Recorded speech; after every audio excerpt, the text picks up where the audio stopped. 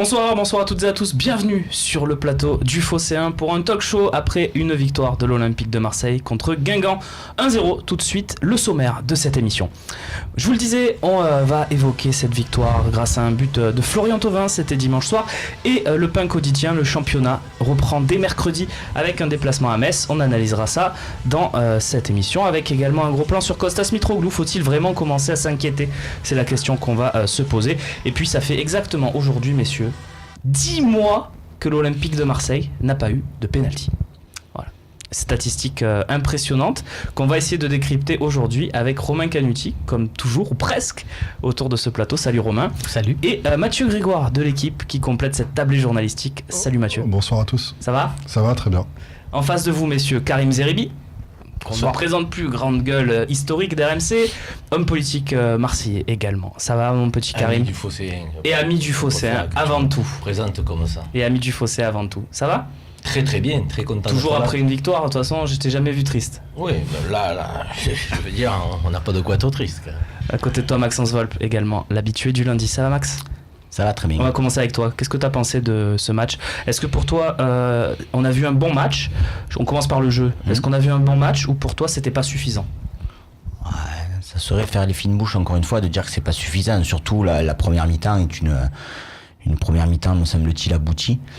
Après, c'est toujours pareil. Hein. Voilà, le problème, c'est qu'aujourd'hui, tu n'arrives pas à planter. Tu en mets un, mais tu restes en difficulté sur la fin de rencontre et on retient finalement ça, mais bon, je trouve que l'OM a fait quand même une bonne première mi-temps, un bon début de seconde mi-temps, et après au fur et à mesure, ne menant qu'un 0, on a commencé on va dire un tout petit peu, et les joueurs aussi à s'inquiéter, et c'est pour ça qu'on finit un petit peu difficilement cette partie. Romain, tu partages à 100% l'avis de Max? On a vu un bon match de l'OM? Non, moi je reste vraiment sur ma faim. Alors c'est vrai que la première mi-temps est pas mal parce qu'il y a cette idée vraiment d'asphyxier les Guingampais, ils ressortaient pas un ballon.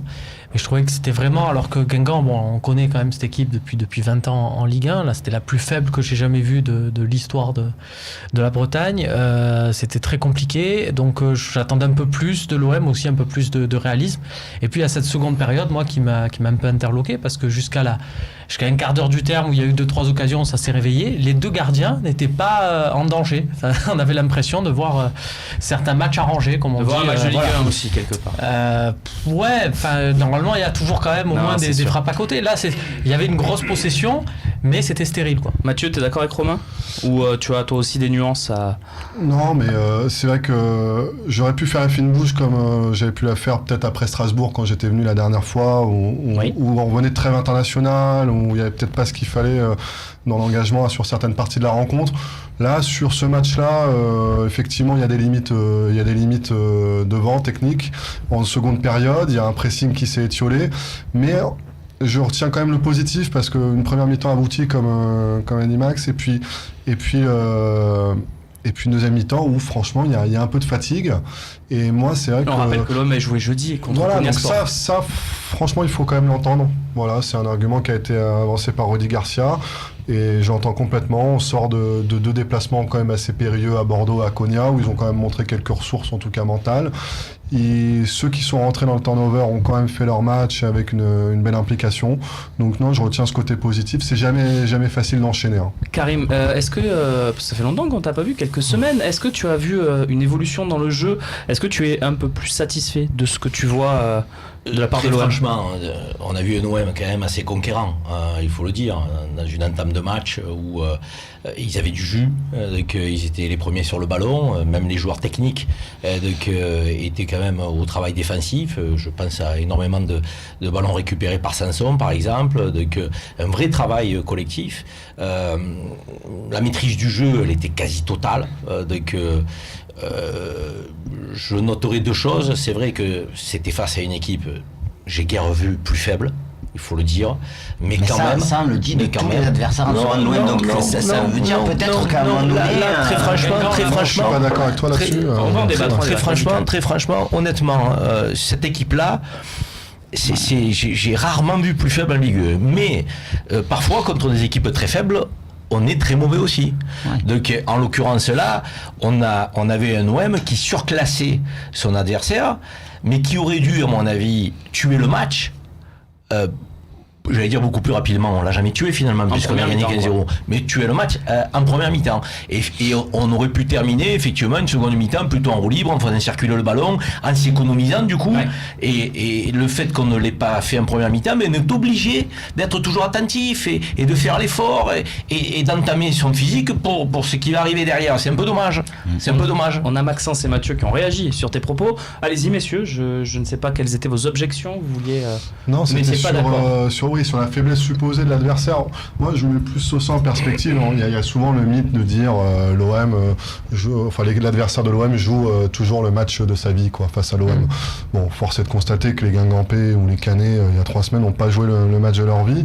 En fait, ce qu'on voit surtout, c'est qu'il y a des équipes qui arrivent un peu tétanisées au Vélodrome, comme Caen, qui avait mis un mec de 18 ans, là, le petit Rességué, là, ou je sais pas quoi, enfin, je confonds avec Jeannot, là, mais Caen, de Minguet, voilà, pardon, autant pour moi, Jesse, je crois. Ouais. Et voilà, où hier, même le petit Blas qui a explosé. On embrasse Jeannot Rességué, évidemment. Qu'on embrasse Jeannot, le petit Blas, hier, qui n'a pas existé, effectivement, face à Gustavo. Donc c'est vrai qu'on voit, c'est un peu, surtout face à un OM qui est très au mental, qui est très à l'énergie, ça ressemble un peu à de la boxe, quoi. Et on voit que quand l'OM arrive à boxer des adversaires déjà qui sont quand même un petit peu dans le dur en championnat, comme Caen, quand ils sont venus, ou là Guingamp, surtout Guingamp, parce que Caen était sur une autre dynamique, mais on voit que ça leur fait mal.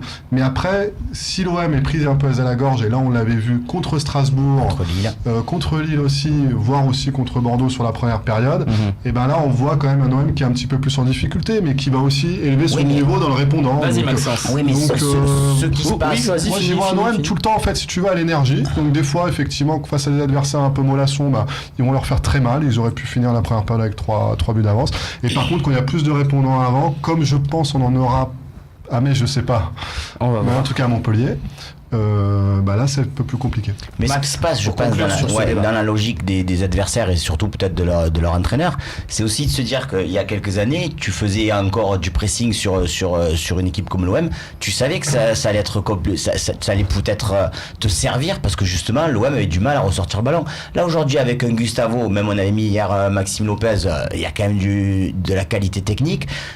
Je pense que les entraîneurs et les équipes ne veulent pas forcément aller chercher trop loin parce qu'ils savent que ça ils vont se faire bouffer. Donc du coup ils se mettent sur le reculoir et là on asphyxie effectivement au fur et à mesure les équipes contre et c'est très dur de marquer. Garde la parole Maxence. Thauvin, on l'a vu a tenté beaucoup de fois sa spéciale, ça a marché une fois, heureusement on va voir son but en off et tu vas nous le commenter Max. On voit déjà les Guingampais très bas comme tu le disais. Une bonne récupération de Sanson qui donne à Payet, un bon petit crochet, et là après c'est vrai que c'est Thauvin qui fait tout quoi. D'ailleurs Payet va avoir une passe décisive pour ce genre de ballon. Non, elle n'a pas été accréditée. D'accord, parce qu'à un moment donné Thauvin marque seul. Après Thauvin a une autre action en seconde mi-temps, pareil pour Sanson qui a un ballon de but. Mitroglou a 3 occasions qui peut marquer aussi. Donc quand on me dit qu'on n'a pas fait une bonne rencontre, je me dis qu'on peut gagner aussi 3-4-0 cette rencontre. Pour finir sur ça, tu parlais de Thauvin qui a la même à peu près en deuxième mi-temps, plusieurs fois d'ailleurs. Il s'est un petit peu embrouillé avec Sanson. Je sais pas si vous avez vu ça. T'as vu ça, Romain? Juste avant la sortie en jeu de. Est-ce qu'on c'est une anecdote de match ou est-ce qu'il y a peut-être quelque chose? Alors c'est évidemment pas le fait du match et c'est même pas le fait du match de Thauvin. C'est évidemment Thauvin, ça reste le buteur de la rencontre et on va pas lui tomber dessus après ça. Ceci dit, dans la position qui est celle de Rudy Garcia, ça serait, je pense, bien de ne pas laisser passer, de mettre ça en perspective avec le match à Konyaspor de Thauvin où il y a aussi beaucoup de tentatives individuelles. Et il faut veiller aussi quelque part à l'équilibre de l'équipe. Et s'il y a un joueur qui tente. Mais je te répondrai que 5 minutes avant, il lui glisse à Sanson. Exactement ce que j'allais dire. 5 minutes avant, il donne un caviar. Et là, pour le coup, même lui, quand il frappe, il se dit il y a but quoi. Et il est persuadé qu'il a marqué. C'est ouvert. Donc, au-delà de l'intermède Thauvin-Sanson, je pense que Thauvin a quand même tendance à trop la porter.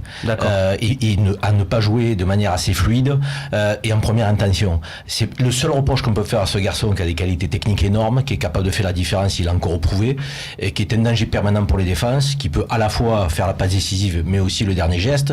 Donc on va pas faire la fine bouche, on a un joueur quand même qui est jeune, qui est assez pétri de qualité, mais qui doit progresser collectivement encore. Il a encore une marge de progression progrès. Et si marge de progrès il y a, à mon avis, c'est dans sa capacité peut-être à lâcher le ballon plus vite sur certaines actions. Et il faut le lui dire. C'est pour son bien, c'est pour le bien de l'équipe. On n'a pas envie qu'il finisse comme un Ben Arfa, c'est tout. Voilà. C'est-à-dire qu'il fasse une saison de temps en temps et puis basta. Il a le potentiel pour aller plus haut. Après, c'est l'éternel débat, effectivement, t'as raison. Tant que ça marche, on va pas lui reprocher d'être. C'est le risque. Est-ce qu'on va se dire il nous fait gagner, donc on ne le fait pas progresser, on lui tape pas sur les doigts pour son bien. Ça marche. Je pense qu'il faut pas se contenter de 1-0 contre Guingamp où on a la maîtrise du jeu total pour ne pas dire à Thauvin ce qu'on doit lui dire. Parce que c'est un Je pense qu'il faut le lui dire. C'est un ensemble. Même si on gagne, même si on est satisfait de la production globale de l'équipe, il faut le lui dire. Il y a des séquences de jeu, on voit Bounassar monter par exemple, et puis il arrive à hauteur de Thauvin qui ne prend pas le couloir pour faire un appel, et donc il lui transmet la balle, et donc ça c'est un jeu arrêté, et c'est là où on se dit que c'est dommage, parce qu'on a 4 éléments offensifs, on a Maxime Lopez qui joue à côté de Luis Gustavo, on a Jordan Amavi, Bounassar qui sont 2 anciens attaquants qui jouent latéraux, donc on a une équipe avec un potentiel offensif incroyable, et on l'a pas totalement exploité, c'est là où c'est rageant. Messieurs, il faut qu'on avance sur la deuxième partie où on a un invité qui est déjà en ligne avec nous, donc on va y aller tout de suite sur la deuxième partie, et ça concerne déjà le match de mercredi contre Metz.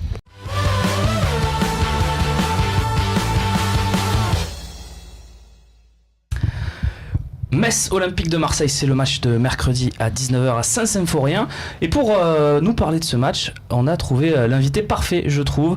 C'est celui qui a commencé la saison sur le banc du FC Metz, Philippe Hinsberger, qui est avec nous ce soir. Bonsoir Philippe. Première question, de qui se méfier dans cet effectif pour l'Olympique de Marseille? Qui sont les joueurs, selon vous, qui peuvent faire mal à cet OM de Rudy Garcia? Bonsoir, pardon. J'ai pas bien compris la question, vous me demandez quels sont les joueurs de Metz qui peuvent faire mal. Oui, tout à fait. Quels sont les joueurs qui peuvent mettre en danger l'OM sur ce match? Écoutez, si on prend le début de saison du FC Metz, en étant sévère avec Metz, on va dire pas grand monde, puisque Metz a marqué, je crois, 5 buts en championnat en 14 matchs. Sous les ordres, on en a mis 4 en 10 matchs, donc c'est très très compliqué de gagner des matchs. Ceci étant, c'est une équipe qui, que ce soit contre Lille, si on prend les 2 derniers matchs à domicile, contre Lille ou contre Amiens, se crée des occasions, qui fait des bons débuts de match, des occasions de but. Malheureusement, depuis le début de saison, on a une efficacité qui est catastrophique, c'est-à-dire que on marque pas et puis on encaisse des buts quand il faut pas, au mauvais moment, et puis ça fait que les matchs finalement se déroulent mal. Mais vous avez quand même des garçons comme Nolan Roux, comme Mathieu Dossetti, comme Renaud Coad, pour ne citer que, qui peuvent quand même faire mal. Manu Rivière, s'il joue, je ne connais pas l'équipe qui va démarrer, bien sûr. D'accord, très bien. Deuxième question, Philippe, merci d'être avec nous encore une fois, Philippe Hinsberger, dans cet avant-match Metz Olympique de Marseille, pardon. L'an dernier, on se souvient quand même que vous aviez coupé l'élan de l'OM lors de ce mois de février dans votre stade Saint-Symphorien avec un match plutôt abouti de votre part. Comment vous aviez réussi à exploiter les faiblesses de l'OM? Quelles étaient-elles, selon vous, ces faiblesses de l'OM à cette époque? Là, vous me posez des questions compliquées, parce que il y a un an, je peux trop vous dire comment on a préparé le match de Rennes, il y en a eu quand même beaucoup depuis. Ce que je sais, c'est que sur ce match retour en particulier, nous on était quand même dans une bonne dynamique, on avait recruté notamment Cheikh Diabaté, et puis un petit peu avec l'éclosion plutôt de Ismaïl Assar qu'on a vendu à Rennes cette année, on avait un potentiel offensif assez intéressant. Et Marseille, on avait, comment vous dire, le match allait un petit peu en travers de la gorge, parce que M. Bidon, je me rappelle très bien, nous avait refusé un penalty flagrant, c'est une faute de Gomis sur Enged, je crois. Il l'avait reconnu d'ailleurs à la fin. Après le match retour, on avait plutôt cherché à bien contenir, Marseille. C'est un match qui n'était pas très très spectaculaire, mais on a quand même réussi par un coup franc, dévié légèrement la tête de Gomis, je me rappelle bien, de les avoir battus. Nous, on avait fait un match effectivement avec un 4-4-2, 2 attaquants, pour leur mettre la pression sur leur arrière-garde et puis pouvoir se faire des occasions. Ça avait bien fonctionné. Karim Zeribi, que vous connaissez peut-être, est avec nous. Karim, vas-y, je t'en prie. Bonsoir Philippe, merci d'être avec nous. Au-delà de la saison dernière, sur l'équipe de l'Olympique de Marseille de cette année, quels sont pour vous là, les points forts et les points de faiblesse en tant que technicien? Quel regard vous portez sur cette OM? Écoutez, franchement, je vais vous dire, Marseille, évidemment, je ne l'ai pas rencontré, puisque avec le FC Metz, on s'est quitté avant, donc avant de rencontrer les équipes, c'est quand même délicat, difficile de pouvoir évaluer les forces et les faiblesses. Voilà, on a quand même au moins la semaine où on les rencontre pour bien regarder tout ça, visionner des matchs, faire des montages vidéo pour nos joueurs, les coups de pied arrêtés qui sont des phases très très importantes. Après voilà, Marseille aujourd'hui a quand même des joueurs en forme, je suis très serein. Moi c'est quelqu'un que j'adore en tant qu'entraîneur parce que ça court, ça crée des brèches, ça met des buts, c'est très très efficace. Mais voilà, c'est joueur plus, et ça c'est clair qu'offensivement, il va falloir l'annihiler, voilà, ne pas le laisser trop avec la bride sur le coup, parce que autrement ça va être très très compliqué pour le FCMS. Ils n'aiment pas trop ce genre de joueurs. Voilà. Après défensivement, comme je répète, ça sera aussi à charge de l'OM de juguler un petit peu toutes les offensives messines qui auront lieu certainement, parce que Metz a vraiment à cœur aujourd'hui de remporter son deuxième match du championnat. Merci beaucoup Philippe d'avoir été en notre compagnie pour cet éclairage également sur cette rencontre. Merci vraiment, et puis peut-être à très vite sur le plateau du talk show en tout cas, ou par téléphone sur avec nous. Ligue 1 qu'on vous souhaite aussi. Comment ? Oui, ou sur un banc de Ligue 1 évidemment. Merci de votre disponibilité en tout cas Mathieu. Je te sollicite. Comment tu le sens toi ce match à Metz ? Tu penses que le match de l'année dernière peut avoir laissé des traces, parce qu'on avait quand même beaucoup souffert dans le jeu ? Non, parce que l'effectif il a beaucoup changé. C'était un match, je me rappelle, sans William Vainqueur. C'était la première de Sertic, me semble-t-il. C'était Grégory Sertic, oui, Mounassar en pointe. C'est Grégory Sertic en sentinelle. C'était Payet aussi qui était revenu, si je dis pas de bêtises aussi, qui était dans un niveau de forme quand même assez aléatoire.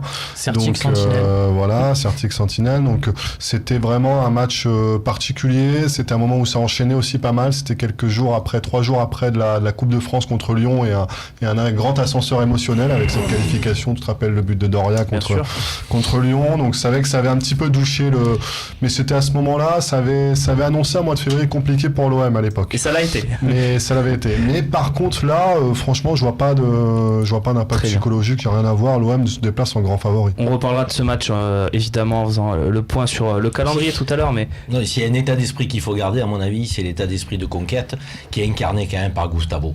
Et notamment à l'extérieur, sur ces matchs un peu difficiles, à mon avis, c'est la première qualité qu'il faut avoir. Savoir faire au bloc, jouer ensemble, et surtout être les premiers sur le ballon. Gustavo, moi je trouve ce garçon fantastique. Je donnerais le brassard d'entrée si j'étais le coach. On fera notre compo tout à l'heure, puisque le coach c'est nous, revient dans cette émission. Juste avant, un petit message sur le hashtag LiveTalk. Voilà, allez-y, Twitter, Facebook, je vous rappelle, vous pouvez poser vos questions aussi pour la fin d'émission. On y répondra avec une très belle tablée aujourd'hui. Voilà, Perrin qui nous pose cette question. Attention, c'est pas une question, c'est une affirmation. Attention à Metz, car jamais de bons résultats là-bas. En plus, normalement, la neige sera là. Alors bon, ça fait peur, évidemment. Surtout pour Sakai. Surtout pour ça que... Non, mais après, c'est pas non plus une équipe de branquignoles. Moi, je les avais vus quand ils prennent le 5-1, là. C'était la première de Mbappé avec le PSG début septembre. Avec une embrouille sur les cartons rouges ce soir-là. Oui, il y avait Assou Koto qui avait été expulsé un peu sévèrement. Ils sont à 2 doigts de mener 2-1, parce que River, c'était la Rivière sans retour, là, parce qu'il nous l'a expédié au-dessus.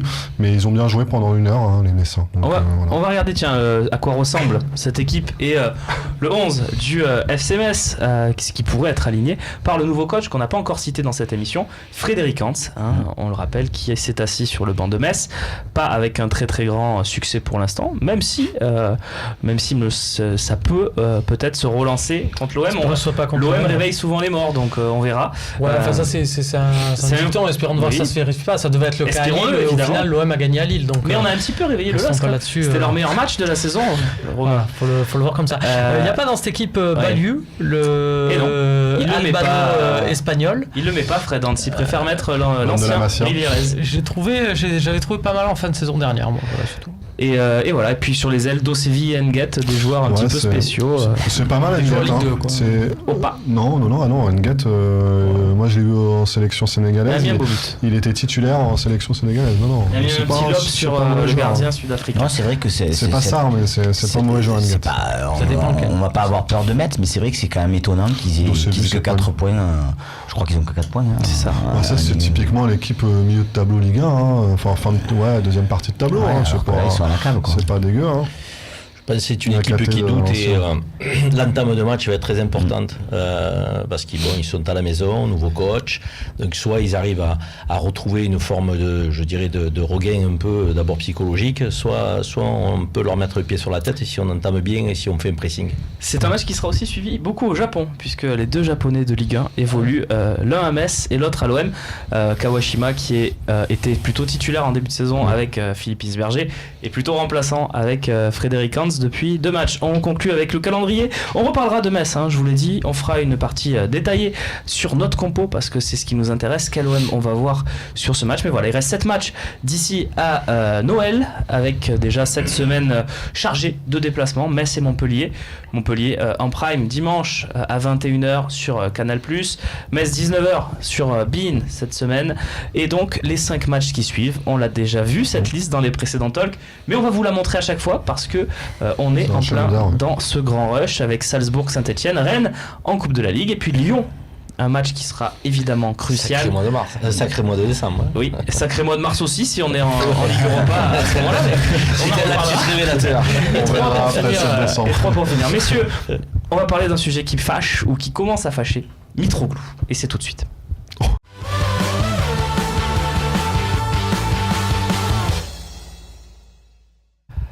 Alors c'est un sujet, c'est le fameux sujet du repas de famille. C'est le sujet qui, au début du repas de famille, qu'est-ce que tu penses de l'OM ? Ah, c'est quoi ce Mitroglou ? On l'a tous su. Oui, le sujet repas de famille, c'est normalement un sujet qui divise. Là, j'ai l'impression qu'on est quand même plus ou moins tous d'accord. Je te coupe parce que j'écoutais en arrivant la 3e mi-temps et j'ai été vraiment étonné de voir que tous les intervenants dans l'émission, alors les supporters, pas forcément les consultants, appelaient pour dire oui mais à un moment donné il a pas de bon ballon, les ballons lui passent au-dessus, etc. Donc non, il y a encore des défenseurs. J'ai trouvé effectivement qu'il y avait pas mal de personnes qui lui laissaient encore pour le bénéfice du doute. Exactement. Alors que je trouve que c'est pas quand on voit c'est humain. Quand on voit qui l'attaque, est-ce qu'on n'a pas envie de le défendre ? Est-ce que quand on voit les gens qui l'attaquent, on n'a pas envie de se dire écoutez, moi je vais me mettre dans le camp en face et je vais le défendre. Monsieur, je ne vous connais pas, mais je vais être votre avocat. On a un peu ce sentiment-là. Après, il faut reconnaître là sur le match. Rentrons dans le vif du sujet. Tu parles des ballons. Enfin, regarde. C'est l'attaquant qui se crée le.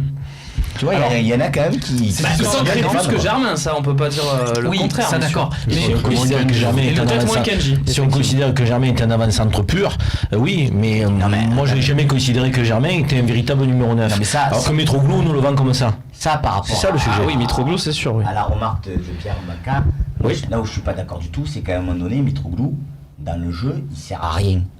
La seule chose qu'on lui demande, c'est de pousser au fond les occasions justement qu'il pourrait avoir. Et ça, pour l'instant, effectivement, il s'en crée, mais parce qu'on lui donne des ballons. Les autres, ils participent au jeu. Donc c'est totalement différent. À un moment donné, si un attaquant participe quand même au jeu et qu'après, il se crée un peu moins d'occasions, c'est pas pareil qu'un joueur qui reste au point de pénalty qui attend qu'on lui donne les ballons. Enfin, moi... Mathieu. C'est vrai que sur la participation, enfin après le débat sur Mitroglou, faut quand même l'atténuer par le fait que ton équipe elle gagne. Donc moi je suis désolé, même si ton attaquant il plante pas, c'est un problème perso à ce moment-là, mais c'est pas un problème. Depuis qu'il est rentré dans l'équipe, l'OM gagne. Voilà, l'OM continue de gagner, c'est pas en tout cas pour l'instant. Non mais voilà, après. Celle-là il faut la retenir, elle est belle. Mais imagine. En tout cas l'équipe le perd. Vas-y Mathieu. Imagine que ça fait. Dit comme ça voudrait dire que c'est grâce à lui. Non mais ça serait un Brandao. Il faudrait un travail énorme. En même temps, c'est pas ça que je veux dire. Tu préfères ça ou tu préfères l'OM de Mitchell avec Michi qui finit à 17-18 buts, mais dans une ambiance délétère déjà dans le groupe, avec un jeu pareil, pas flamboyant. Parce que comparaison n'est pas raison. Ouais, non mais voilà. Oui, enfin là tu t'en sors. Non, mais je le dis tranquillement. Mais non, mais on peut se faire plaisir. Parler de Mitroglou en parlant de Brandao ou en parlant d'X ou Y, je trouve que c'est pas sérieux. Pourquoi ? Parce qu'un avant-centre, il est pas seul. Il y a un environnement, il y a un contexte, il y a un cadre. Oui, mais sauf que tu rebondis, tu essaies de rebondir ou de pas rebondir, quoi. Je te dis le truc par l'absurde. Imagine que Mitroglou, il est nul, mais le fait qu'il soit nul, ça pousse les autres sur le terrain à se dire on joue quasiment un de moins, donc il faut qu'on en fasse 2 fois plus, et ça les fait gagner les matchs. Moi, je laisse Mitroglou jusqu'à la fin, mais je le laisse 10 ans en pointe. Ce qui compte, c'est le résultat collectif, c'est un sport collectif. Certes, c'est tout. Mais je pense, excuse-moi, que ton analyse, toi qui es un grand technicien du football, est sur le coup un peu simpliste. expliquer que mais parce le que football, c'est Mitroglou simple, serait invisible, les autres en feraient un peu plus, j'ai du mal à y croire. Pardonne-moi, mais j'ai du mal à y croire. C'est la même analyse que quand il y a des. On te dit, si tu joues à 10, tu as envie de. Alors, certains entraîneurs disent en boutade, on n'a qu'à commencer les matchs à 10. C'est pareil, à un moment donné. Après, pour revenir, pour développer, c'était que la première partie. Après, là où je suis d'accord, c'est pas tant sur les occasions ratées, parce que c'est vrai qu'à un moment, Johnson sort quand même encore une belle parade. Mais c'est vrai que sur la participation au jeu, on en revient, alors comparaison et parfois raison, mais encore à Gomis, encore la participation au jeu, elle est plus faible. Hier, par exemple, c'est 10 ballons selon Opta touchés, 5 selon le LFP, donc on va dire, allez, c'est peut-être entre les deux. Allez, 8. 7 ou 8. mais tu vois, c'est beaucoup trop faible. Il y a une remise à un moment intéressante en première période. Et c'est il vient gratter un ballon aussi sur un 6. Et c'est trop light. Et puis sur le pressing en deuxième période, moi j'ai un peu l'impression aussi, Max, c'est l'impression que ça me donne, j'ai un peu l'impression qu'il se cache un peu, parce que forcément il est pas en confiance, ça je suis d'accord. Mais du coup, quand j'entends dire les ballons ils passent au-dessus, mais il est toujours derrière le défenseur, il va pas couper au premier poteau, donc c'est pour ça qu'il les touche pas les ballons. Et à un moment donné, c'est là où ça va pas. Il y a un truc dans les stats moi qui me fait enrager, c'est que on parle de quand il y a les centres, notamment des latéraux, on dit oui mais il a eu des centres, mais c'est des centres qu'ils ont trouvé preneurs qu'à 2 ou 3 reprises. Pour moi, les centres de Jordan Amavi, ils sont excellents. Après, la faute de Jordan Amavi, c'est d'avoir un Mitroglou qui se planque, mais avec un attaquant entre guillemets normal, il y a des buts. Alors désolé. On a Karim Zeribi qui est chaud là depuis. Non, je suis pas chaud. Il a réservé sa petite place. Non, c'est pas ça. C'est que c'est un vrai sujet pour nous, pour notre équipe et pour notre production, d'avoir un avant-centre qui plante ou qui plante pas et connaître les raisons. Effectivement, est-ce que c'est le joueur qui intrinsèquement est mauvais et ne sera jamais au niveau? Est-ce qu'il faut que nous patientions un petit peu? Est-ce qu'il faut qu'il y ait une adaptation? C'est des vrais sujets pour nous. Moi, très franchement, le fait, c'est pas qu'il participe ou pas au jeu. C'est pas ça qui m'importe, parce que chacun a son style de jeu. Ce qui m'importe, c'est qu'il plante. Est-ce que ce garçon me donne le sentiment de pouvoir planter? Aujourd'hui, je le dis tranquillement, je veux pas tirer sur l'ambulance. J'ai pas le sentiment que ce garçon est dans les dispositions pour planter. Pourquoi? Parce qu'au-delà de travailler pour l'équipe, je ne le sens pas faire les bonnes courses, de prendre les bons espaces. Alors qu'on peut pas dire que notre équipe est pas pourvue en pourvoyeur, sans faire de jeu de mots. On a quand même des joueurs qui sont des passeurs. On en a plusieurs. En partant du petit Lopez qui est capable de filer des super ballons, même s'il joue un peu plus derrière. Gustavo qui était un travailleur mais qui est capable aussi de donner des ballons. Payet, Thauvin, Sanson, les latéraux qui montent. Ce garçon, s'il prend les bons espaces, à un moment donné, notamment face à une équipe contre Guingamp, il doit se créer plusieurs occasions et au moins nous en mettre un. Si ça n'est pas le cas, je m'inquiète. C'est tout ce que je dis. Parce qu'Amavi ne le trouve pas comme c'est sur les centres, mais Sanson le trouve 2 fois, donc 2 ou 3 fois. Donc Payet le trouve. Il est dans le dur. Il est dans le dur sur le. Voilà, et c'est un manque de confiance. Toi, tu penses en ce moment. Je te redonne la parole. Toi, tu penses, Mathieu, que on est très loin d'avoir vu le vrai Mitroglou encore, ou il est peut-être un peu juste au niveau du niveau? Ça, c'est vraiment une vaste question, parce que tu renvoies au niveau des championnats grecs et portugais, tu vois, et ça mais Guingamp n'est pas une équipe quand même dans les championnats grecs et portugais qui jouent le titre. Non mais parce qu'on te renvoie, c'est vrai, tout le temps ces stats dans ces championnats là, mais force est de constater qui sont très bonnes, mais force de constater c'est pas quand même le même niveau, mais c'est vrai qu'il est décevant sur ce type de match là, parce que quand même c'est les matchs où tu as la possession, où tu te crées beaucoup d'occasions, beaucoup de situations, c'est là que tu dois aller gagner la confiance. Normalement tu dois pouvoir marquer ta douzaine de buts sur ces matchs-là. Donc, s'il répète ça contre Metz et Montpellier, ça commencera à être inquiétant. Romain Canucci, Maxence Vol, et on conclura avec également la remarque sur Facebook que je vous dévoilerai tout à l'heure. Une nuance là-dessus aussi sur les critiques de Mitroglou, c'est pourquoi on est allé chercher ce type. Et alors là, il faut faire la différence entre le niveau de l'attaquant qu'on a vu contre Guingamp et ce qu'il montrait à Benfica, et même sans parler du relativisé sur le niveau du championnat portugais, il y a aussi ce qu'il a montré en Ligue des Champions, une compétition où l'OM espère figurer. On sait que à ce moment-là, les gens qui se montent là-dedans, c'est jamais anodin. Et ben, c'est pas celui qu'on a vu contre Guingamp. Donc moi, je crois à la théorie du fait que son problème physique en début de saison et son arrivée était plus important que ce qu'on a voulu nous faire croire. On l'a fait rejouer un peu plus vite parce qu'on a vu le séisme que ça provoquait quand on a dit qu'il allait être absent. On a vu l'impatience que ça provoquait chez les supporters. Donc on a dit on va le mettre, quitte à gagner du temps et à faire le dos rond. Mais je pense qu'il est encore loin d'être à 100%. Ce que je me dis, c'est pas possible autrement. On conclut avec Maxence qui voulait en placer une. Non, deux choses rapides. La première, c'est que si Rudy Garcia continue de l'aligner et il le voit à l'entraînement toute la semaine par rapport justement à Germain ou NG, c'est que quand même il doit montrer à l'entraînement des qualités. Et la deuxième, je l'ai oublié carrément. On va passer à la remarque sur Facebook. Où il veut peut-être lui attribuer, lui donner plus de confiance. C'est un profil rare. Non, mais par exemple, on ne connaissait pas ce type de profil. On nous l'a comparé effectivement à Gomis, à d'autres. Mais en fait, même Dugarry la disait, c'est Brandao en moins bon. Mais moi, Modesto, qui a joué avec les deux, me disait, François Modesto me disait, c'est pas du tout un Brandao. Il n'est pas du tout agressif sur le joueur. Et au contraire, c'est ce que on disait tout à l'heure. Il a plutôt tendance à se cacher. Par contre, il est aussi bon de la tête. Voilà. Juste, j'ai retrouvé ce que je voulais dire. Je trouvais que sur ces premiers matchs, déroutant, hein. toutes ces occasions, il marquait pas, mais les choix étaient pas si mauvais, quoi. Aujourd'hui, j'ai l'impression que les ballons, de toute façon, il les met ou à côté, ou il manque ses frappes, ou il top ses frappes. Donc tu sens vraiment que là, tu sens vraiment que plus du tout en confiance. Alors qu'au début, tu avais l'impression qu'on le critiquait, mais quand même, les gestes, ils étaient là pour qu'on sentait qu'il avait le geste du but. Le dernier mot, un peu d'optimisme, je dirais qu'on sait comment fonctionne un avançant, quel qu'il soit et quelles que soient ses qualités. Quand il est dans une mauvaise passe, donc il a du mal à trouver ses marques et à trouver les bons espaces. Il suffit que Mitroglou arrive peut-être à nous planter à Metz le but qui va créer le déclic et ce garçon va peut-être s'affirmer. Donc il faut l'espérer.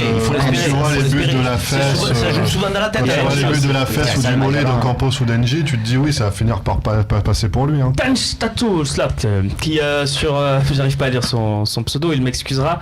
Tanguyen Slatpo peut-être. Finalement, le meilleur moyen de relancer Germain et Mitroglou ne serait-il pas de les faire jouer ensemble? On a énormément parlé dans les précédents talks de cette association. Messieurs, on est obligé d'avancer. On va passer à la partie suivante qui concerne l'arbitrage.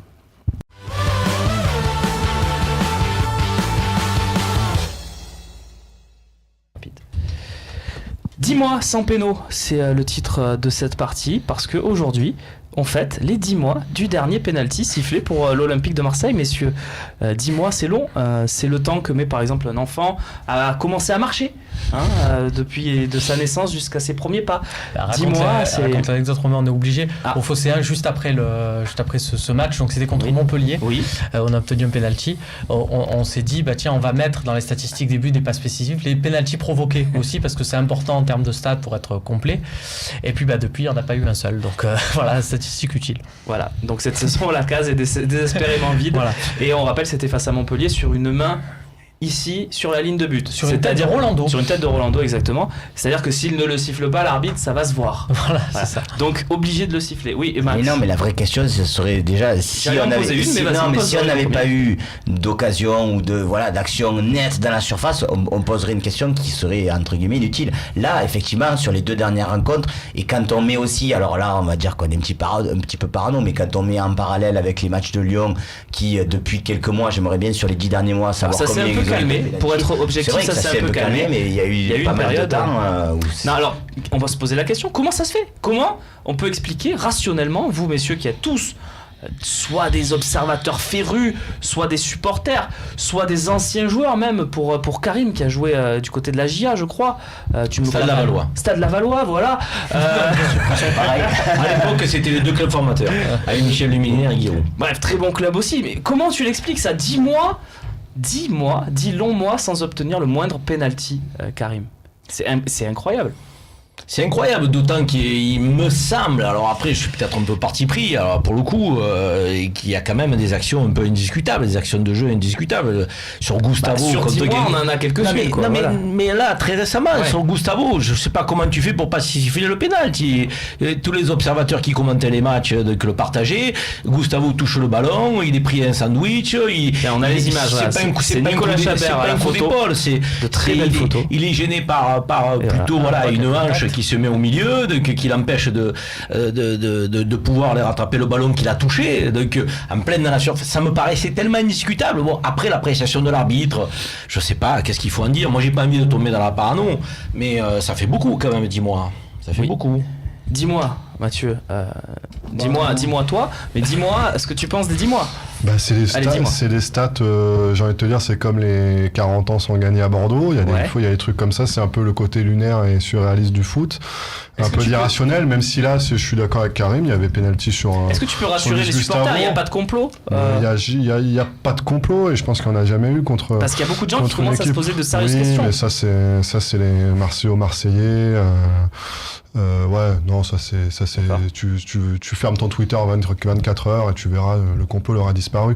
Moi, ce que je vois quand même, et justement pour revenir sur le fond des affaires, c'est qu'en fait ça n'impacte pas sur les 10 mois là que j'ai suivi. Si tu veux aller sur le fond des choses, j'ai pas vu un arbitrage ni favorable ni défavorable à l'OM, à part peut-être contre Konya où c'était un peu foufou, un peu spécial, mais sinon il est dans son rôle, Garcia, de le dire hier pour Gustavo, parce que voilà, faut faire un petit peu de lobbying, ça marche aussi comme ça. Ouais, ça marche pas pour Mais l'instant. ça marche pas, mais bon, ça a pu marcher par le passé, tu vois ce que je veux dire. Bien sûr.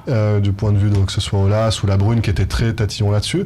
Mais voilà, moi je suis pas du tout alarmiste sur ce que je vois en ce moment, sur ce que je vois depuis. Je vois pas non plus 150 000 pénaux contre l'OM, il y en a un de temps en temps. Je suis pas choqué du tout par rapport à pour revenir à la période Bielsa, quoi. Où là, tiens, c'est ce que nous dit Jeff. Je suis entièrement d'accord avec ça et voilà, c'est une parole très sage parce que sous Bielsa, effectivement, il y a eu des vrais problèmes. Il y a eu un arbitrage qui était quand même défavorable sur de nombreux matchs. On se rappelle notamment de ce match à Bordeaux. On va le lire son tweet d'ailleurs. Autant l'année avec Bielsa, on avait vraiment un mauvais arbitrage. Autant là, faut pas tomber dans la paranoïa. Voilà, Cette stat est bizarre. C'est exactement ce que je pense. C'est vrai qu'on n'a pas, ce que disait Mathieu, le souvenir d'un match sur ces 10 derniers mois où l'OM s'est fait voler. Voilà, il y a eu peut-être une action où. Par contre, mais derrière, on a quand même un souvenir. Enfin, on tombe pas dans la paranoïa, mais c'est très fréquent qu'à la fin de match, on dit mais quand même, il nous a pas sifflé le péno sur cette action. Non. Oui, mais tu n'expliques pas la défaite, t'expliques pas la victoire, t'expliques pas un match nul. Voilà, t'expliques pas le résultat de l'OM avec ça. J'ai pas Non, mais tu vois, résultat. mais là, je me par souviens exemple, très c'est des souvent cas comme être à allé Guingamp. dans zone Tu mixte et gagnes. dire il ne siffle pas les C'est pénaltys. vrai que tu prenez l'exemple du Je match sais de pas. Konya Sport.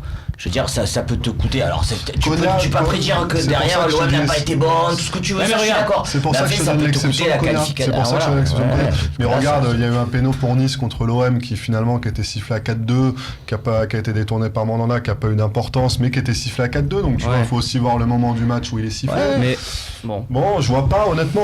Moi, je veux pas Marseille, tomber dans- c'est une équipe qui prend beaucoup on peut aller sur les cartons jaunes, les cartons rouges. Où Marseille, une équipe qui est beaucoup dans l'engagement, donc qui prend beaucoup de cartons. Ça, il y a des raisons, tu vois, un D'accord. peu scientifiques, rationnelles, tu vois.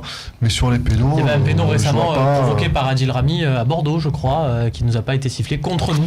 Voilà, faut voir Je aussi vois dans les deux pas, sens. Moi, j'arrive à tomber dans la honnêtement, parano, je- mais la même action que Gustavo, Neymar au parc, il y a Bravo, péno, c'est merci. indiscutable. Bah oui, quand même. Indiscutable. Il faut le dire quand Et même. ça, c'est ça me- Neymar. c'est Mais c'est ça, pas c'est de la pas- parano. Ça, c'est pas C'est contre de la l'OM. lucidité. Ça, c'est pas contre Alors, l'OM. c'est de la C'est lucidité. Neymar. Je veux dire aussi, Alors, c'est Neymar. c'est Et alors, contre c'est l'OM, Neymar. Mais au final, c'est contre nous. non, Au mais final. non, oui, Non, mais mais non, c'est mais pas en non, concurrence avec mais l'OM. si, Au final, c'est nous qui en sommes pénalisés quand même. Et moi, je vais prendre un autre Il a raison. exemple, tu vois, parce que Bien le sûr. foot, c'est là, enfin, vous partez dans les trucs. Vous avez vu le but de Thauvin, qui est quelques minutes, qui doit être 7 minutes après l'action de Gustavo. Ouais. L'action de Gustavo, je pense que la plupart des défenseurs guingampais savent qu'ils ont échappé à l'échafaud. Sur le but de Thauvin, regardez bien comment ils défendent les guingampais. Ils défendent comme des ballerines. Dans la surface, ils veulent pas le toucher justement, Ils sont parce trois qu'ils autour de savent, lui, parce on qu'ils va revoir savent que là, il va y avoir- regardez bien, Oui, mais là, tu parles pas de ils savent qu'il y a un l'arbitre, tu rappel. parles des Guingampais. Mais justement, mais je te dis sur la psychologie des Oui, mecs. mais- Donc mais- si tu veux, c'est peut-être aussi parce que t'as peu de pénaux là que là ils savent que. D'accord. Regarde bien comment Parce ils que là, défendent. c'est vrai qu'ils Regarde sont bien tous comment ils autour de défendent. lui. Regarde, ils osent pas y aller Ils parce sont que trois, ils y vont ils osent pas. pas y aller. Oui, Bah, Donc bien regarde vu. bien Tabanou. C'est une virevolta, le garçon. Donc ouais. Ouais, bon. quand Bon, même. mais voilà, donc ce que je veux dire, c'est que encore une fois, on n'a pas pour l'instant des matchs qui ont été faussés par l'arbitrage concernant l'OM récemment en tout cas. Bon. Comparé à si l'époque ça- de Bielsa pour moi. Alors Voilà. si ça vous convient, Non. que à chaque fois qu'il y a une main dans la surface, C'est vrai Non, que, mais- parce que finalement, presque on On pourrait n'attend croire pas que que les les matchs soient autres faussés, défendent quoi. mal parce qu'on ne nous a pas sifflé de pénalty avant. Je comprends ce que tu expliques, mais. Mais le football, c'est aussi un peu de psychologie, c'est pas une théorie du complot, c'est pas trois Illuminati qui sont là avec les mecs de la LFP en disant ah ben on va pas mettre de Ah pénal à non, l'OM mais aujourd'hui, personne il a dit faut ça, arrêter au parce bout d'un qu'on- moment. parce Mais si, qu'on- tu es en train de non. me dire qu'à la fin des matchs tu te dis ils ont pas sifflé, mais les Non, gars, il y a je- pas de consigne. À la fin des matchs, tu peux refaire le match. Mais comme là, pas ce qu'on à la fin des matchs, Là, il y avait pénalty pour Gustave. Voilà, mais à la fin des matchs, ça arrive souvent que tu te dises. Et t'en auras peut-être 3 en décembre. Non, Mathieu, ce que je dis, c'est qu'à la fin des matchs, ça m'est déjà arrivé souvent de me dire, bah là, il y avait peut-être pénalty. Là, il y avait peut-être pénalty. Là, il y avait peut-être pénalty. Mais au-delà, moi, j'ai pas envie d'être enfermé. Moi, j'ai pas envie d'être enfermé dans y a-t-il complot d'Illuminati ou y a-t-il pas du tout complot. Je pense qu'on peut aussi analyser le contexte d'influence qui peut exister autour de certaines équipes et pas d'autres, et qui mettent les arbitres dans un certain état d'esprit. Gustavo, donc on le voit comme un garçon plutôt agressif. Les galettes, il en prend. Donc, il en prend pas en ce moment, tu vois. Oui, mais il en prend pas peut-être parce qu'il fait moins de fautes lui, mais je veux dire, quand il en fait, on lui pardonne rien. Et ce que je veux dire par là, c'est que les mêmes fautes sur certaines équipes qui bénéficient d'éléments d'influence positifs seraient sanctionnées par un pénalty et sur d'autres, non. Je dis pas que c'est anti-OM, faut pas me faire dire ce que j'ai pas dit. Non.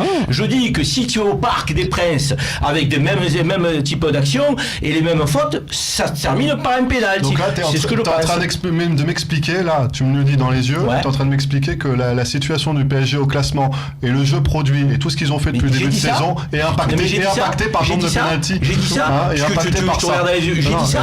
Mais est-ce que j'ai dit ça? Le pénalty du 4-0, on s'en fout un peu, Karim, d'accord? Non, mais au bout d'un moment, faut être. Non, mais l'éthique journalistique, est-ce que j'ai dit ça? Tu m'expliques des choses que j'entends pas. J'entends pas ce que tu me dis. Lyon et Monaco, donne-moi des exemples sur Lyon et Monaco, par exemple. Donne-moi des exemples. Je vais te dire, sur les 10 derniers mois, mais si tu te regardes l'ensemble des pénaltys qu'à Lyon, et là je peux te dire qu'on l'a dit plusieurs fois sur ce plateau, ils ne sont pas systématiquement évident, voilà. Mais ça leur facilite grandement les rencontres. Parce que quand tu es 0-0 et que tu as un pénalty, et puis on va refaire la saison 10 d'X-Files et puis on va savoir d'où vient le complot. On ne dit pas qu'il y a un complot.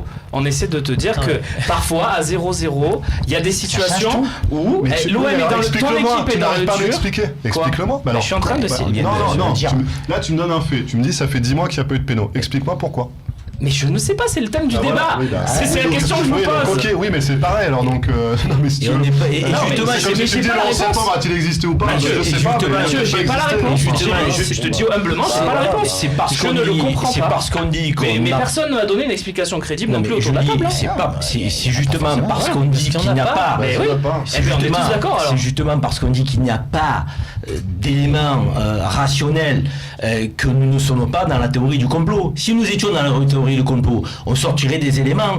Et comme nous n'avons pas effectivement, moi, personnellement, je dis qu'il y a des éléments, un contexte d'influence. L'OM a bénéficié de ce contexte. Il y a des saisons par le passé où les arbitres sifflaient en notre faveur. Donc, je le dis, tranquillement. Mais dire que ça n'est pas le cas aujourd'hui, est-ce que c'est dire que c'est les Illuminati qui font le football français? C'est pas le cas. Est-ce que c'est dire que Paris Saint-Germain est premier que parce qu'il bénéficie de pénalty? C'est pas ce que j'ai dit. Je dis qu'une équipe,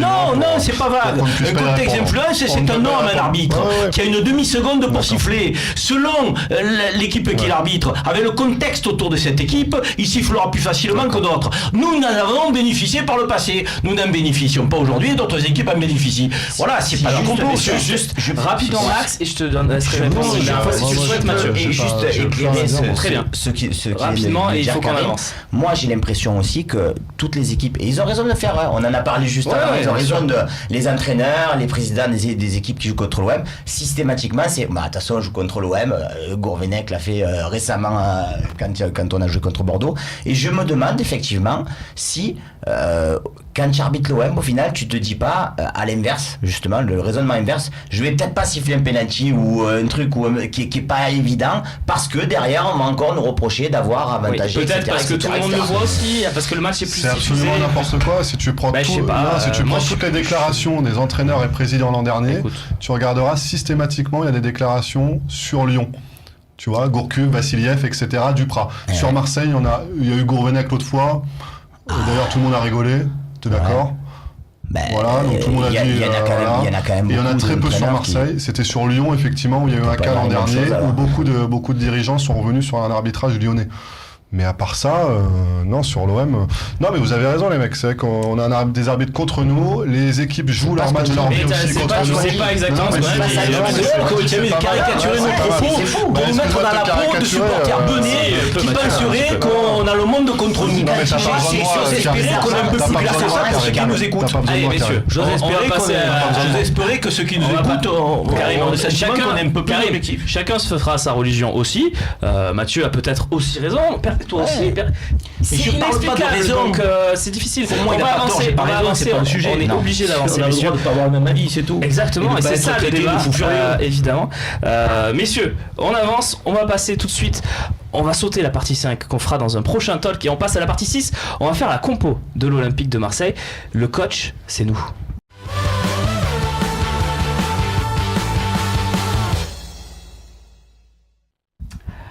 Très bon repas de famille aujourd'hui avec des bonnes disputes, des bons coups de gueule, mais je pense qu'on va bien manger après l'émission et ça c'est l'essentiel. On commence avec le gardien de but. Je vous rappelle le principe du coach chez nous évidemment. Vous êtes 4. Vous me dites chacun qui vous mettriez à quel poste et la majorité l'emporte. Voilà, là il n'y a pas de débat. Par exemple, Max, si tu es le seul à vouloir voir Valère Germain, il jouera pas. Il jouera pas. Exactement. Donc bon, il jouera peut-être pas. Mandanda dans les cages, je pense que vous êtes tous d'accord. On va avancer sur les postes évidents. Sakai qui n'a pas joué juste avant. Pardon, c'est ma faute. J'ai préparé un petit truc avec Nicolas Chabert et Rémi Chabert à la réalisation de cette émission. À la compo du dernier match, pardon, je me suis un peu troublé avec les joueurs qui n'ont pas soufflé. On va voir ça parce que c'est intéressant. En jaune, ce sont les joueurs qui ont débuté le match à Konyaspor et qui ont joué également contre Guingamp. Donc Mandanda, Rami, Amavi, Luis Gustavo, Sanson, Thauvin, qui ont débuté les 2 rencontres et qui donc pourraient, s'ils sont encore titulaires, jouer leur 3e match en 7 jours. Voilà, c'est la donnée que je voulais vous donner avant de faire la compo. Donc Mandanda, on le disait, Sakai certainement à droite, vous êtes d'accord messieurs, puisqu'il s'est reposé, donc là il n'y a pas de débat. La charnière centrale, qu'est-ce qu'on fait ? Est-ce qu'on fait reposer Rami ? Est-ce qu'on remet Rami Abdenour qui a plutôt bien marché contre Guingamp ? Est-ce qu'on remet Rami Rolando qui a plutôt bien marché depuis les saisons ? Tu peux pas l'enlever, donc faut pas. Ça va être Rami, je pense, Rolando. Donne-moi la tienne, Romain. Rami Rolando. Mathieu, la tienne de charnière ? Rami Rolando aussi, ouais. Rami Rolando, messieurs ? Moi, je change pas de charnière. Donc, je pense que c'est une zone de jeu où on a besoin vraiment de huiler les automatismes et de faire en sorte que... Du coup, tu changes pas, ça veut dire quoi ? Tu laisses sur celle du début de la saison ou celle du dernier match ? Je laisse sur celle de match précédent. Donc Abdenour. Et toi ? Moi, Rami Rolando, dans la même logique que ce que je te disais la semaine dernière, je pense que pendant une longue période, jusqu'au moins au mois de janvier, il va avoir un turnover au niveau de la charnière centrale parce que tu es obligé d'impliquer tout le monde avec le nombre de matchs que tu as. Mais donc, c'est vrai qu'à la vue de la, on peut mettre Rami Rolando, mais c'est vrai qu'à la vue de ce qu'on disait la dernière fois sur le fait d'impliquer au maximum Abdenour, c'était pas bête. Je pense à toi quand j'ai vu la compo de Garcia, je me suis dit c'est pas bête dans sa logique de le maintenir au maximum. Voilà, sur un match comme ça où on voit que ça prête pas à conséquence. Arrière gauche, on va pas faire de débat. À ma vie évidemment. Milieu défensif, on aura Luis Gustavo. Ça Roca paraît. A signé là par contre. Hein. Oui, tout à fait. Et il y en a un autre. Tu retrouveras demain lundi matin du Phocéen. Donc Luis Gustavo, qui pour l'accompagner, messieurs, beaucoup d'options. Finalement, Zambo, qu'on a vu plusieurs fois quand même cette saison, notamment à l'extérieur, faire un bon match. Lopez, titulaire contre Guingamp, donc la continuité. Ou Sanson, qui a aussi été utilisé dans cette position. Mathieu, qui tu choisirais toi pour occuper ce poste ? C'est un peu dur, mais c'est à l'extérieur, donc je mettrais Anguissa, moi. Romain ? Moi, je trouve vraiment Anguissa dans une mauvaise phase. Il avait fait un mauvais match à Bordeaux, un mauvais match à Konyaspor, une mauvaise entrée. Donc tu mets qui ? Donc j'ai envie de... Dans la même logique de concerner, et puis pas pour concerner, mais pour le récompenser, j'aimerais mettre Maxime Lopez. Karim. Donc c'est entre Lopez et Zambo, c'est ça ? Ou Sanson, ou qui tu veux. Sanson. Alors Max, c'est toi qui est le roi du pétrole, puisqu'on a un vote pour chacun. Qui tu mets, toi ? Moi, je reste exactement dans la même logique. Là, il est dans une logique de turnover. Donc il va pas fait jouer Anguissa, il va le faire jouer, je pense, contre Zambo Anguissa, messieurs. C'est ta logique, c'est... Tu prévisionnes sa logique ou la tienne ? Non, je prévisionne la logique qui fait que, à mon avis, il faut que dans cette période-là, c'est la mienne aussi, voilà, il faut que ça tourne. Voilà. Mais c'est sûr que si c'était le match de l'année, je mets pas Zambo. Voilà, je mets quelqu'un d'autre. Mais pour ce match, voilà, on fait la compo pour ce match. Pour évidemment. Ce match, on est d'accord. On reste sur le 4-2-3-1. Vous pouvez me mettre un joueur attaquant au poste de numéro 10, comme on a déjà eu le fameux Germain Mitroglou, vous avez le droit. Mais on reste quand même dans la compo de base. Thauvin, il a besoin de souffler ou pas ? messieurs? Non, il est sorti en. Mathieu, tu en penses fin de que match. oui? Bah, je sais pas, il avait ses petits soucis au mollet, c'est une bonne question. Ouais. Il y a toujours Ocampos en réserve de la République. Ouais.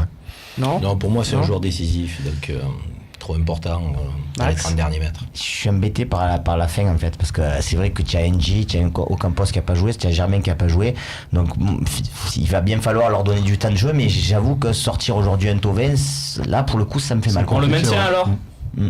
On le maintient. On maintient, ouais. On maintient Payet, Flo. Sanson, Et si Thauvin, on ouais. arrive à marquer vite, on le sort rapidement. Ouais, voilà. Alors, le numéro 10. Romain, tiens, en premier. Morgan Sanson. J'ai vraiment envie de le voir, même s'il n'a pas été C'est ton choix. aussi convaincant qu'à Bordeaux. J'ai vraiment envie de le voir s'installer à ce poste. Il est très intéressant, notamment avec les ballons qu'il récupère. Max, Pareil, exactement pareil.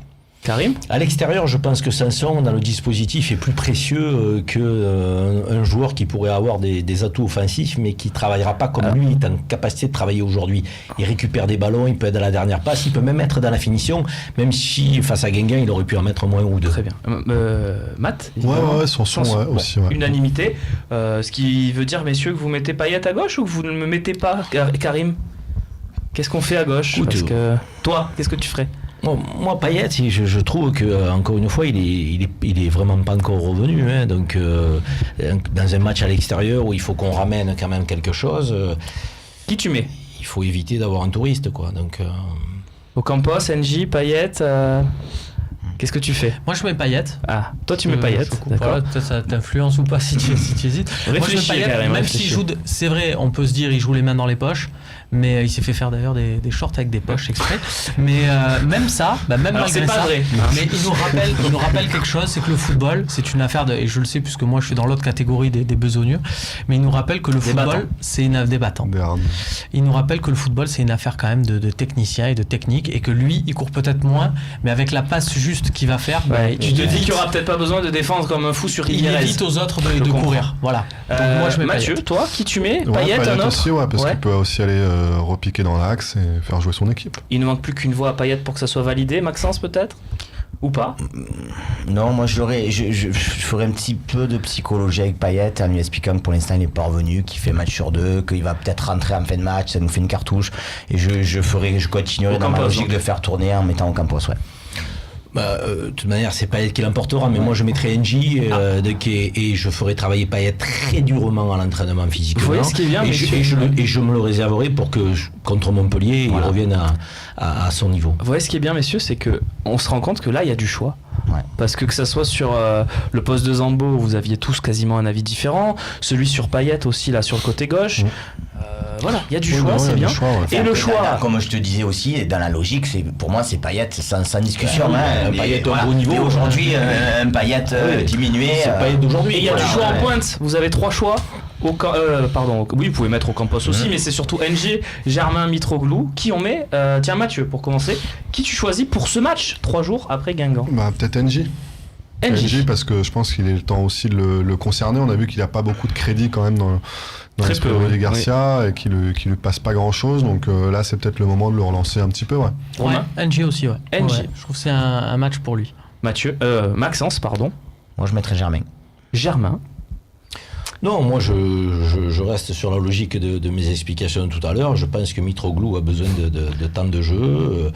Il faut que ce garçon, on lui laisse le temps de démontrer si véritablement on peut compter sur lui ou pas. Voilà, il y a du monde à l'OM cette année, ça fait plaisir parce que si on avait fait le coach c'est nous l'année dernière, bon, ça aurait été choisir entre Ubokan et On peut Bedimo, mettre c'était NJ, un peu plus. en Bien fait, sûr qu'on peut mettre NJ.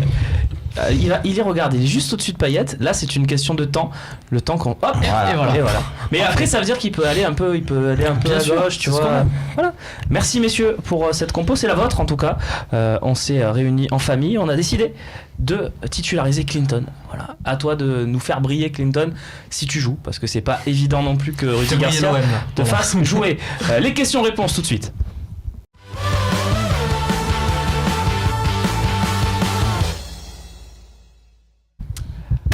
Les questions de nos internautes, nos téléspectateurs, nos web spectateurs. Je ne sais pas comment on dit exactement, mais en tout cas ils sont là et ils ont leurs questions pour vous messieurs, Karim, Mathieu, Maxence, Romain. Et voici la première qui arrive. Tommy, Est-ce que le fait que Bedimo ait rejoué en réserve signifie que Garcia va compter sur lui comme remplaçant? Bonne question, Tommy, sur Twitter. Auquel, quelque part, tu as la réponse. Moi? Pourquoi j'aurais la réponse? Parce que tu es dans les secrets de la rédaction. Oui, c'est vrai. Moi, je pense que non. Mais C'est bien. Voilà. Allez, c'est fini. je pense que non. Et Romain, est-ce que tu as un petit truc pour teaser? Parce Non, qu'on a une interview de Bedimo demain sur le Phocéen. C'est ça. Voilà. On retrouverait demain matin. Tu peux nous dire un petit truc peut-être? Non, il s'en va pas. Mais il en parle d'ailleurs. Il parle de son départ, de sa situation, du fait de ne pas avoir été, ce que ça lui a fait de ne pas avoir été dans la liste UEFA par exemple, puisqu'il n'était pas dans les joueurs qualifiés pour la Ligue Europa. Voilà, il explique un peu tout ça. Donc, très bien. Demain, 7h retrouvé, sur le Phocéen.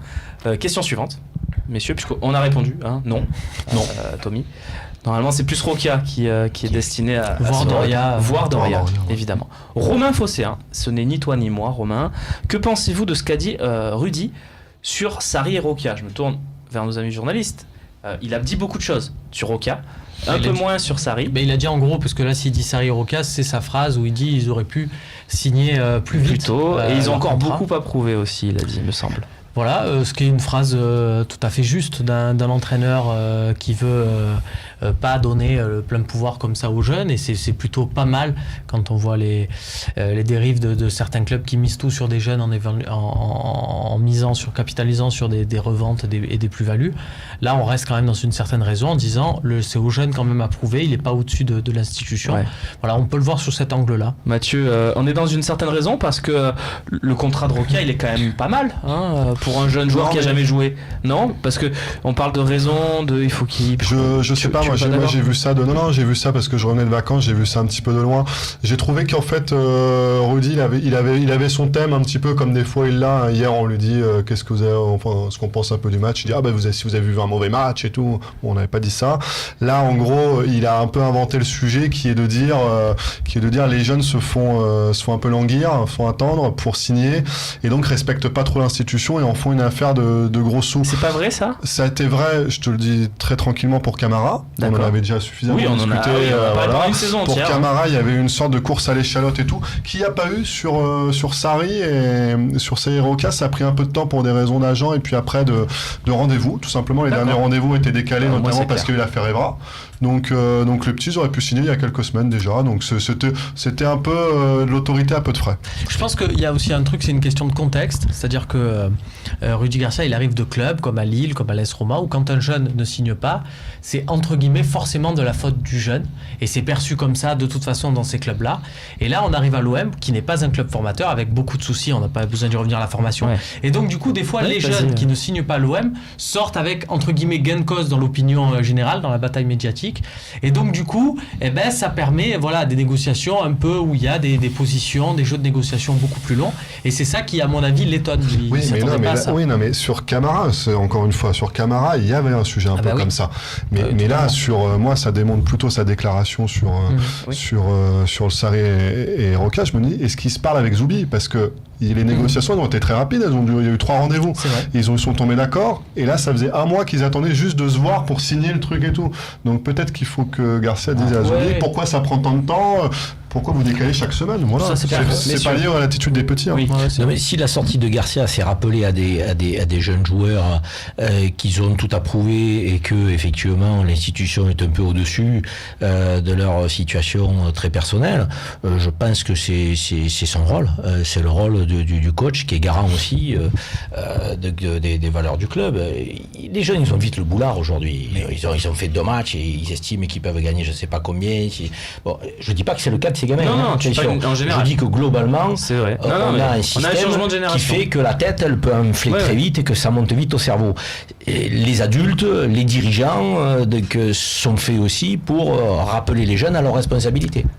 Mais c'est vrai que sur cette histoire-là, quand même, ce qui me perturbe un peu, c'est effectivement les dernières déclarations de Garcia. Alors, comme tu dis, c'est qu'il devait pas se parler du tout avec Bizarreta, parce qu'à un moment donné, effectivement, il a dit, non, on va pas prendre des joueurs et les faire jouer alors qu'ils soient pas sous contrat, les former pour les autres, etc. Donc, surtout qu'il va pas les faire jouer en plus. Surtout qu'il les fait pas jouer. Rokia, on va voir s'il le fait jouer. Le petit Sarri, il y a de bonnes chances qu'il soit prêté en janvier. Donc Tiens, c'est justement, ça qui est assez drôle, c'est qu'il on va parle de être, prêt. On parle tu de vois, prêt. Il reste encore 2 minutes dans cette émission. On va essayer d'aller rapidement et d'en faire encore au moins une ou deux de questions avec Nicolas qui nous parle du prêt de Kawi. Tiens, Maxence, tu t'es peu exprimé dans ce débat, dans les questions-réponses depuis le début, plus exactement. La réussite de Kawi peut-elle donner des envies de prêt à Lopez et Camara qui jouent un peu moins ces derniers temps? Est-ce que tu penses que c'est une bonne idée de les prêter, par exemple? Toi. Le Lopez, non, parce que tu t'aperçois quand même que dans le système de turnover qui est mis en place depuis quelques semaines, même s'il a joué que ce dimanche, je pense qu'il va être utile. Camara, là il est blessé, c'est vrai qu'il était rentré un petit peu dans certains matchs, il peut à mon sens être utile, mais à un moment donné, si toi tu recrutes, ça peut être bien de le prêter aussi. Si toi tu recrutes aussi au niveau à ce poste-là, après à un moment donné, si c'est pour qu'il fasse 2 matchs d'ici la fin de la saison, peut-être ça peut être une bonne idée. Bon, mais après, même s'il fait 2 matchs, il a 18 ans, enfin il y a le temps, c'est pas. Oui. C'est On pas parle grave. de quoi, du mercato d'hiver ou de la fin de saison? Du mercato d'hiver. Ah, pour moi, mercato d'hiver, ces 2 garçons, il faut les conserver. Très bien. Kawi, il est arrivé assez tôt, mais même Kawi, il est arrivé assez tôt à 3, il a eu le temps de s'acclimater, il a eu un truc. Mercato d'hiver, c'est différent. Journal des prêtés demain. En tout cas, mais Kawi, ça donne surtout des idées par exemple à Monaco, parce qu'il y a beaucoup de jeunes à Monaco qui ont refusé d'aller à 3. Et Kawi, lui, il a accepté et on voit que ça lui porte. Dernière question, messieurs, très rapidement, parce qu'on a pris un peu de retard, mais c'était passionné aujourd'hui et passionnant. Damien, 97 419. Au mercato, un bon milieu récupérateur. Guy Lavogui, nous dit-il, qui joue à Wolfsburg, Ander Herrera de Manchester. Quado Asamoah de la Juve ou Sertic de l'OM, messieurs?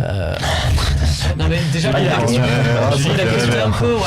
Ander Herrera, c'est des noms, on s'en sort chaque intersaison. On se prend un mec qui joue pas trop dans un grand club et on se dit. Est-ce que Sanson, c'est pas le Ander Herrera plus jeune un peu?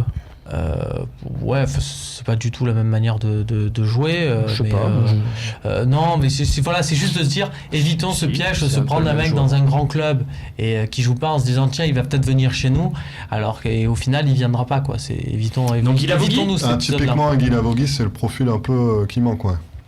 Guy Lavogui, c'est son nom de famille, c'est pas Guy Lavogui. On précise. Et on conclut sur cette vanne, ce talk. Merci Karine d'avoir été avec nous, merci Max, à lundi prochain. Et merci messieurs les journalistes, merci Romain, merci Matt. Peut-être, qu'est-ce qui se passe dans l'équipe demain matin? Il y a quelque chose Non, demain on s'intéresse à la course au podium, qui est vraiment relancée avec Lyon, Marseille et Monaco en un point. Je passe le bonjour à Nico Détanner, qui est un restaurateur de la Butte au Cail. Il est entouré à Paris de Parisiens et pourtant il défend fièrement les couleurs de l'OM et il regarde le fossé. 2 messages pour finir. Félicitations à Camille à la réalisation ce soir qui a été impeccable, et un bon anniversaire à Papy G, un fidèle du talk évidemment. Merci à toutes et à tous de nous avoir suivis, et vous retrouvez Romain Canuti jeudi pour le talk, puisque je serai dans la neige à Metz, puisque on nous l'a dit dans cette émission. Salut à toutes, salut à tous.